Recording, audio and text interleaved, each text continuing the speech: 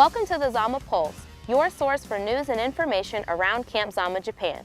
I'm your host, Specialist Shakira Lovett. An agreement has been signed signaling a return to Camp Zama for the forwardly deployed element of Fort Lewis, Washington base I Corps.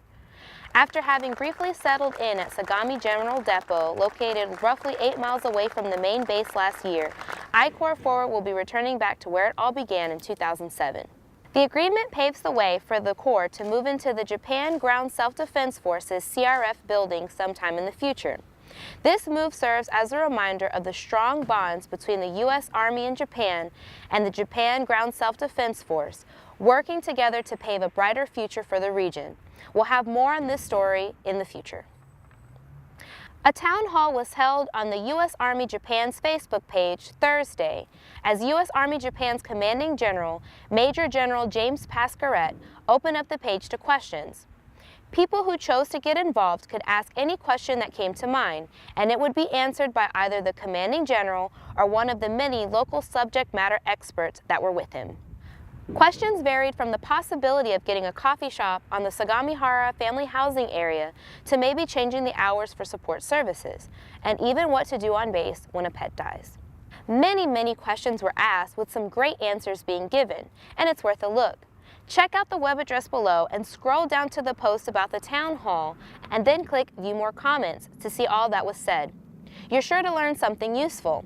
The next Facebook Town Hall will be held May 4th, so you still have some time to come up with a burning question for the CG to answer. And finally, today was Super Bowl Monday here in Japan. It's an international dateline thing. And as you know by now, the Patriots pulled out the mother of comebacks to beat the Falcons 36-28.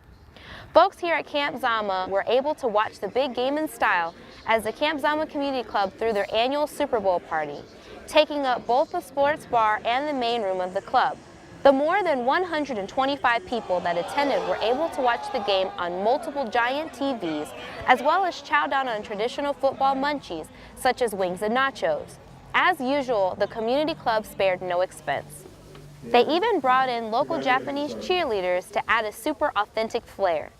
To get a closer look at what went down at Camp Zama during this down-to-the-second nail-biter, check out the U.S. Army Garrison Facebook page for the rest of the story. And now it's time for this week's Community Calendar.